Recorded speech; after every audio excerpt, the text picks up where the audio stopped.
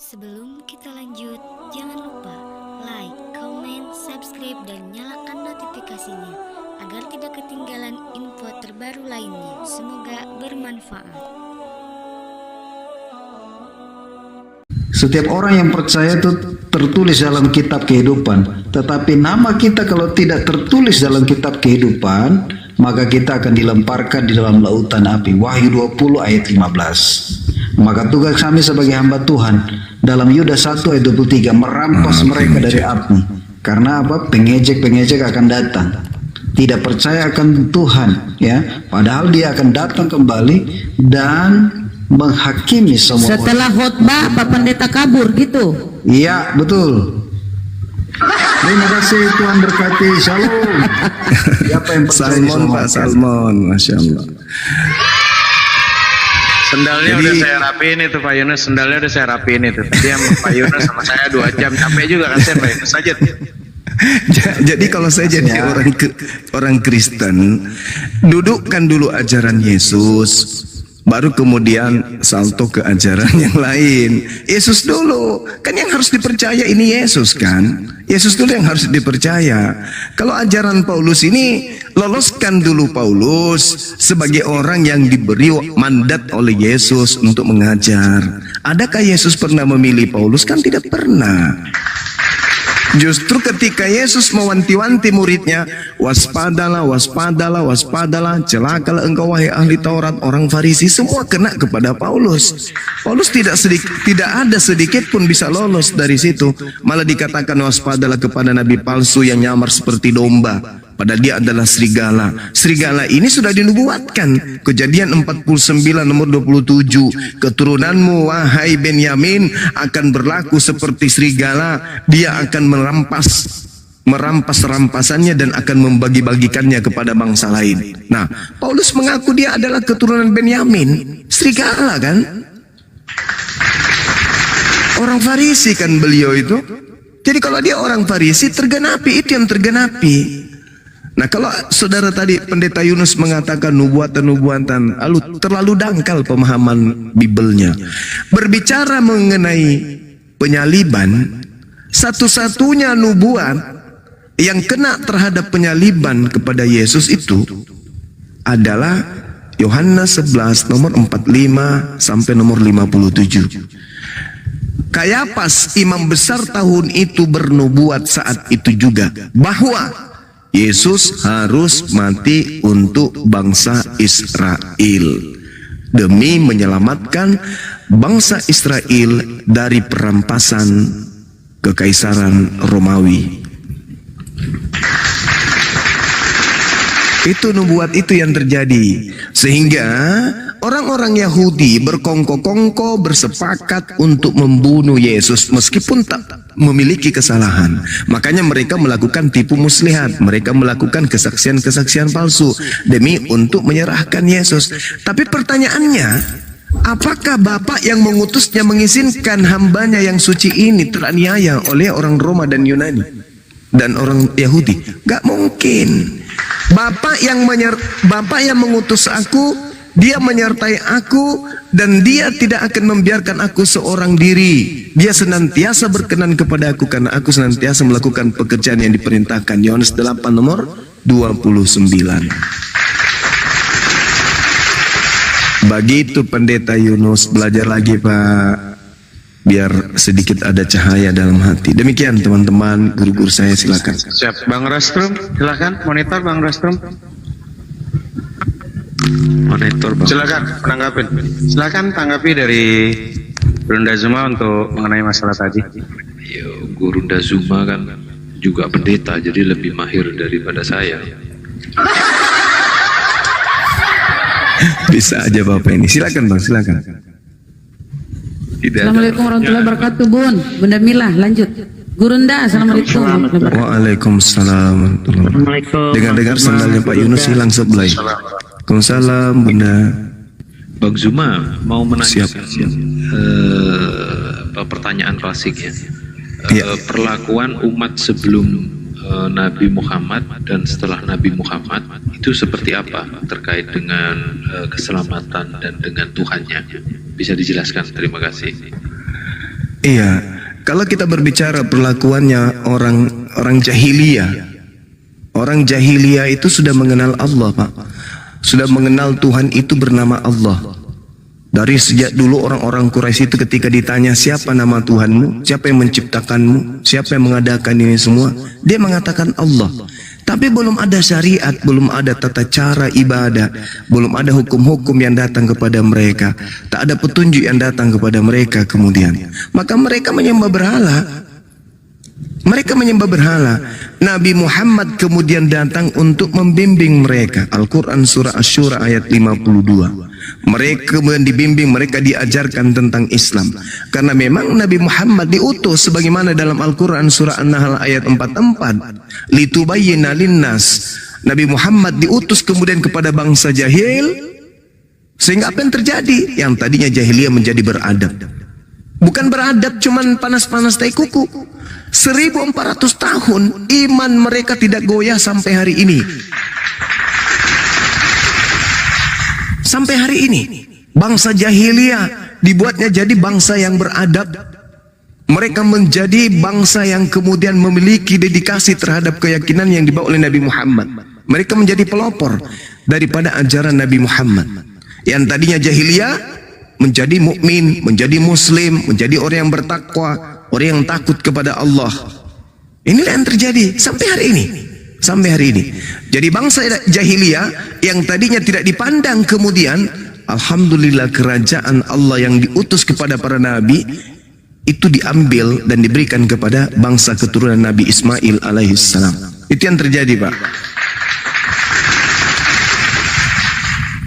Silakan.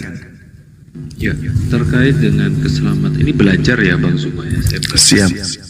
Terkait dengan secara teologis keselamatan sebelum Muhammad itu kan belum ada syahadat. Nah, itu bagaimana Bang Zuma dengan yang setelah Muhammad mengenal syahadat? Sebenarnya syahadat itu kan persaksian, Pak. Nabi Musa mengajarkan itu. Shema Israel, Adonai Eloheinu Adonai Ahad. Bahkan Nabi Musa kalau kita lihat di dalam kitab Keluaran 7, itu Nabi Musa diutus kemudian untuk menjadi Tuhan, menjadi Elohim bagi Fir'aun, dan diminta kepada kaumnya untuk percaya itu, bahwa dia adalah wakil Tuhan. Begitu juga kepada Nabi Isa. Nabi Isa diminta kemudian mengajarkan kalau dirinya itu adalah utusan Allah. Wa isqala Isa bin Maryam ya bani Israel inni rasulullahi ilaikum. Diminta oleh Allah kepada Nabi Isa untuk agar mengajarkan kepada Bani Israel kalau dirinya itu bukan anak zina, tetapi dia adalah Rasulullah, utusan Allah. Makanya di dalam Yohanes 17 nomor 3 itu kan syahadat. Hidup kekal itu adalah mereka mengenal Engkau satu-satunya Tuhan yang benar dan mengenal Yesus yang Engkau utus. Sama seperti di Islam, hidup kekal umat Islam peroleh dengan mengenal Allah sebagai Tuhan satu-satunya dan Nabi Muhammad sallallahu alaihi wasallam sebagai Rasulullah wa khataman nabiyyin. Itu umat Islam akan memperoleh hidup kekal jika mereka kemudian tetap teguh memegang kesaksiannya itu dan mengimplementasikan kesaksiannya dalam bentuk niat, tindakan, perilaku sehari-hari. Seperti itu, Bang. Jadi seluruh nabi itu umatnya bersyahadat, mempersaksikan, oh Nabi Musa ini adalah Nabiullah, Nabi Musa ini adalah utusan pencipta langit dan bumi, oh Yesus ini adalah utusan pencipta langit dan bumi. Ingat, kedudukan Kristen pada saat Yesus datang di tengah Bani Israel itu nggak punya kelas, tidak punya bagian di sana. Kristen itu muncul jauh setelah Yesus itu terangkat ke langit. Kristen ini adalah agama buatan tangan manusia dengan mengambil bagian daripada pengajaran Nabi Isa alaihissalam di tengah-tengah kaumnya Bani Israel. Kemudian mereka membentuk satu sekte, membentuk satu ajaran, mencocok-cocokkan kemudian kitabnya orang Yahudi yang diterjemahkan dalam bahasa Septuaginta abad ketiga sebelum Masehi. Mereka kemudian mengoreksi, merevisi sampai kepada bertemunya dengan kitab kanon abad keempat. Jadi terjemahan Septuaginta dinikahkan, dikawinkan dengan kitab kanonik beserta surat Paulus pada abad keempat. Lalu kemudian disatukan buku ini, lahirlah konsep perjanjian lama, perjanjian baru. Lahirlah Katolik. Coba Anda lihat terjemahan-terjemahan Anda. Kalau Anda melihat terjemahan-terjemahan kitab saudara, lalu Anda tuangkan ke dalam original teks yang ada, maka sangat jauh menyimpang. Bahkan terjemahan yang ada sekarang, kalau kita lihat original teksnya, manuskrip tertua, itu ada yang tidak ada, Pak. Tapi muncul sekarang sebagai terjemahan. Kenapa? Hanya sekedar untuk memuaskan nafsu penyembahan terhadap selain pencipta langit dan bumi, yaitu Yesus Kristus yang disamakan, diangkat, dilantik setara dengan pencipta. Nah, makanya Yesus nanti mengusir. Jadi kalau syahadat itu sudah diajarkan, hidup kekal. Artinya orang yang mendapatkan surga kekal di dalamnya adalah yang mengimani Tuhan yang mengutus Yesus satu-satunya Tuhan, dan yang mengimani Yesus adalah utusan Tuhan. Bani Israel pada saat itu 95%, bahkan 98%, bahkan hampir 99% menolak Yesus. Menolaknya sebagai apa? Menolak sebagai nabi, menolak sebagai Mesias. Kristen tiba-tiba melantiknya menjadi Tuhan. Kan tidak nyambung. Yesus datang hanya untuk dipercaya sebagai rasul, bukan dipercaya sebagai Tuhan. Orang-orang Yahudi ratusan tahun, sejak Nabi Salomo, menunggu Mesias datang untuk membebaskan mereka dari penjajahan. Jadi mereka menunggu dari generasi ke generasi, Mesias, Mesias, Mesias, Mesias. Apa Mesias itu? Seorang raja yang diurapi Tuhan. Itu yang mereka tunggu. Bukan Tuhan yang mereka tunggu, bukan. Karena mereka paham betul Tuhan itu bukan makhluk. Tuhan itu tidak bisa ke bumi. Tuhan itu tidak serupa dengan manusia. Jadi mereka tak ada terbersit sedikit pun dalam benak mereka Tuhan kita akan datang. Gak ada itu konsep itu, gak ada. Yang mereka tunggu manusia yang diurapi. Begitu datang ternyata Yesus, orang yang lahir tanpa ayah, anak zina yang datang, maka sebagian mereka menolaknya. Nah, selesai perkara. Muncul Kristen dari kalangan orang-orang Farisi, menjadikan mujizat yang dilakukan Yesus di tengah-tengah itu, di tengah-tengah mereka itu, kemudian dicocokkan dengan konsep dewa, dewa, dewa, dewa. Dewa mereka membuat petir. Wah, ini petirnya lagi kencang kali, ini dewa api yang marah. Ketika gelombang laut kemudian tinggi, ini dewa laut marah. Ketika panennya mereka gugur, ini dewa padi lagi marah. Begitu ada Yesus datang membangkitkan orang mati, terjadi gempa bumi, kemudian angin badai menjadi tenang dibuatnya, air menjadi anggur. Mereka mengatakan, oh ini sifat dewa kita. Mereka tidak mengenal Tuhan, yang mereka kenal dewa. Maka yang mereka lihat, tentara Romawi yang mereka lihat terhadap Yesus, ini dewa, ini dewa, ini anak dewa, ini anak dewa. Maka semua gelar yang ada di kitab Tanakh terhadap pencipta langit dan bumi berubah seketika secara frontal menjadi theos, menjadi dewa. Sehingga nggak ada hubungannya. Makanya saya sering bertanya kepada orang-orang yang hebat di kalangan Kristen, apa hubungannya antara Kristen dengan kitabnya orang Yahudi? Sedangkan orang Kristen ini bukan bagian dari dakwah misi para nabinya Yahudi. Mereka semua diutus hanya untuk kalangan Bani Yakub. Kok tiba-tiba Kristen dari Barat ini mengambil kitabnya orang Yahudi dalam bentuk Septuaginta? Alasannya apa? Untuk kemudian melanggengkan kekuasaan Imperium Romawi, agar sembahan mereka, dewa-dewa mereka itu tetap disembah oleh seluruh bumi. Mereka menginginkan dewa mereka itu yang disembah oleh seluruh penduduk bumi. Makanya di mana kemudian ada otoritas gereja Katolik pada masa itu, dan bahkan sampai hari ini, maka semua daerah yang ada di bawahnya harus tunduk kepada kebijakan gereja Roma. Itulah yang terjadi. Nah, nanti muncul Protestan, baru terpecah. Muncul kemudian yang memprotes kebijakan-kebijakan gereja Katolik, kebijakan-kebijakan Imperium Romawi, baru muncul Protestan. Habis itu muncul lagi, akhirnya menjadi beberapa sekte. Itu dasarnya. Tapi kalau kita berbicara mengenai benang merah, sama sekali nggak ada. Cuman Yesus mengatakan, waspadalah kepada non-Yahudi yang datang kepadamu nyamar-nyamar seperti Yahudi, padahal mereka adalah serigala yang buas. Itulah yang Yesus minta kepada muridnya agar hati-hati. Dari buahnya, kata Yesus, kau bisa mengenal mereka. Apa itu? Membubarkan dan menghancurkan cakupan daripada syahadatain, persaksian tadi. Dan bersaksi bahwa Yesus adalah utusan Tuhan. Itu dirubah, diputar balikkan kemudian menjadi Yesus itu adalah Tuhan yang satu-satunya itu. Nah, itulah yang terjadi. Bapa itu Esa, maka Esa juga lah dia yang menjadi perantara antara Bapa dengan manusia, antara manusia dengan Bapa, yaitu Yesus Kristus. Jadi Yesus juga duduk sebagai yang Esa. Jadi ada dua yang Esa di situ menyaingi Tuhan. Demikian, Bang. Oke, cukup jelas. Ada perbedaan sedikit Bang Zuma. Di tempat kami itu masih ada keraguan sebelum Yesus tentang terkait dengan keselamatan. Karena Yesus ada dan itu diberitakan setelah Yesus tidak ada.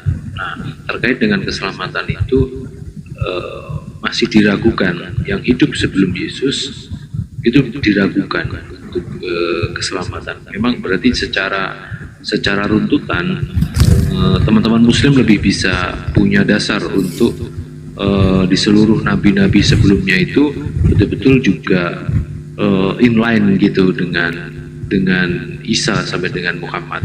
Seperti itu Bang Zuma, kesimpulan saya. Cukup rinci sekali. Iya. Jadi sebenarnya Bung, sedikit lagi, Al-Quran itu sudah menggariskan, makanya kami umat Islam ini juga tidak bisa menutup mata dengan adanya gerakan-gerakan kristenisasi melahirkan semangat kami untuk berjihad. Karena kami menganggap dialog-dialog seperti ini itu adalah bagian jihad. Memperjuangkan akidah di depan orang-orang non-muslim, perang logika, perang argumentasi itu adalah jihad. Menurut pandangan kami, Al-Quran datang kemudian menyampaikan, dan apa yang disampaikan Al-Quran itu sudah terbukti. Jauh sebelum Al-Quran itu pun sudah terbukti. Nah, sedangkan Nabi Muhammad tidak pernah melakukan penyelidikan. Contoh misalnya dalam Al-Quran surah Al-An'am ayat 153. A'udzubillahi minasyaitonirrajim. Wa anna hadza sirati mustaqima fattabi'un. Dan sungguh inilah jalanku yang lurus, maka ikutilah. Perintahnya kemudian wala tattabi'u subula fatafarraqa bikum an sabilih. Jangan kamu ikuti jalan-jalan yang lain yang akan mencerai-beraikan kamu dari jalannya. Zalikum wassakum bihi la'allakum tattaqun.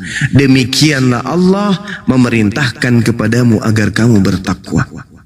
Kata Al-Quran, jalan lurus itu adalah dinul Islam, mengikuti ajaran Islam. Bahkan ahli Taurat, Bani Israel yang diutus kepada mereka beruntun nabi, beruntun rasul dan kitab suci, diminta pada akhirnya oleh Allah, qad ja'akum rasuluna yubayyinu lakum. Wahai ahli kitab, telah datang kepadamu rasulku Nabi Muhammad yang menceritakan sebagian dari kitab yang engkau sembunyikan. Telah datang kepada kalian cahaya dan jalan, dan aku akan memberikan jalan keselamatan kepada siapa yang aku inginkan, yang aku kehendaki.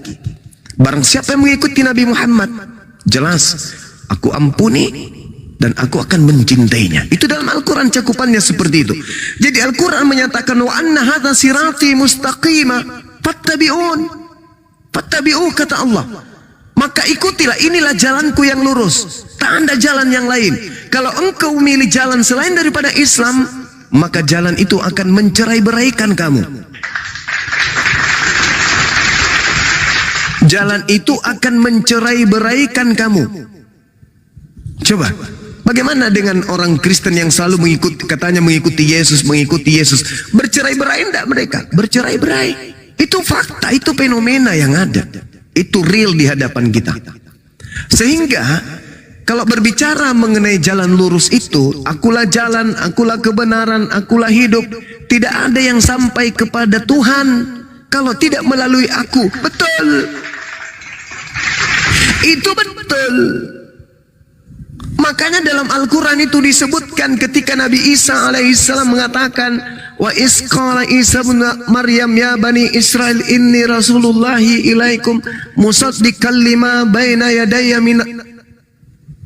Ayatnya Ustaz, dilanjutkan Ustaz, saya lupa ayatnya. Al-Quran surah As-Saf. Aku ini adalah utusan Allah kepada kalian, memberitakan kemudian tentang Taurat, membenarkan Taurat dan mengabarkan tentang datangnya seorang nabi bernama Ahmad. Itu kata Nabi Isa alaihissalam. Maka kami menjadikan itu sebagai jalan. Akulah jalan, akulah kebenaran, akulah hidup. Tidak ada yang sampai kepada Bapa tanpa melalui aku. Betul. Jadi umat Islam apakah melalui Nabi Isa juga? Yes. Karena Nabi Isa yang mengajarkan kemudian kepada manusia bahwasanya akan datang sosok Nabi setelahku bernama Ahmad.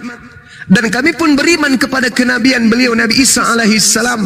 Makanya rukun Islam itu, rukun iman kami itu salah satunya adalah beriman kepada para nabi. Beriman kepada Nabi Isa yang datang di tengah Bani Israel lahir tanpa ayah. Jalan yang terakhir yang ditunjukkan kemudian oleh Allah diutus kepada penutup para nabi, baginda Rasulullah Muhammad sallallahu alaihi wasallam. Maka kata Allah, jika engkau memilih jalan selain daripada jalan yang kutunjukkan kepada Nabi Muhammad, maka jalan yang engkau pilih itu akan mencerai-beraikan kalian dari jalannya. Itu yang ada dalam Al-Quran, Bang. Makanya kami dalam Islam itu, dari organisasi apapun, dari mazhab apapun, kami tetap menyembah kepada Allah dan beriman kepada Nabi Muhammad. Dan kemudian masjid kami itu tidak dipecah-pecah. Bahwa masjid ini hanya khusus ini, masjid ini bukan untuk kita, masjid ini untuk golongan yang lain. Enggak ada. Islam Anda lihat di Indonesia masjid itu ada berapa ribu. Tak ada yang dikunci, Bang. Kecuali ada masalah-masalah pembangunan atau apa dan seterusnya. Masjid itu terbuka 24 jam, siapapun bisa singgah di sana. Bahkan non muslim kalau mau rehat boleh singgah di sana. Tapi kalau kita melihat gereja, maaf nih, di samping kantor saya ada beberapa gereja, digembok pintunya, sudah begitu pintunya punya gerbangnya di pintu lagi, gerbangnya punya kompleksnya punya gerbang lah dikunci lagi, serba dikunci. Orang singgah di situ meskipun orang Kristen masuk di parkiran dicurigai. Kenapa bisa seperti itu? Karena itu memang hanya untuk spesial orang-orang Kristen yang tidak kemudian sama seperti dengan umat Islam, di mana masjidnya seluruh umat Islam apapun kemudian golongannya, mereka bisa kemudian masuk ke dalam untuk beribadah. Bahkan orang Yahudi pun praktisi Yudaism, mereka mau ibadah di masjid kami boleh, mereka biasa singgah di masjid kami untuk beribadah. Tapi kalau gereja, saya dulu pernah punya staf. Saya tanya, kamu kenapa setiap hari Jumat selalu izin pulang cepat? Kamu kan orang baru mutasi ke sini. Kok sedikit-sedikit Jumat duluan pulang. Ada apa rupanya? Pekerjaan sampean itu masih banyak loh numpuk. Ini Pak, saya kan baru Pak di sini. Nah, terus gereja saya, sekutu saya jauh Pak dari sini Pak. Lalu hubungannya? Saya masih numpang gereja Pak di jalan ini. Numpang gereja maksudnya? Iya Pak, saya kan beda sekte dengan gereja di situ. Tapi kebetulan ada keluarga saya juga di situ yang beda sekte dengan saya. Jadi saya ikut-ikutan ibadah di sana. Di situ bukan tempat saya sebenarnya. Saya cuma numpang sementara ibadah. Di situ saya berpikir, oh mereka ada istilah kayak begini. Kalau di Islam itu nggak ada. Nah, inilah cerminan bahwasanya Islam adalah jalan yang lurus, yang ada hanya kesaksian kepada Allah dan kepada Nabi Muhammad. Hanya itulah jalan satu-satunya kembali kepada pencipta langit dan bumi. Setelah Nabi Musa, Nabi Isa, datanglah kemudian masa Nabi Muhammad sallallahu alaihi wasallam. Demikian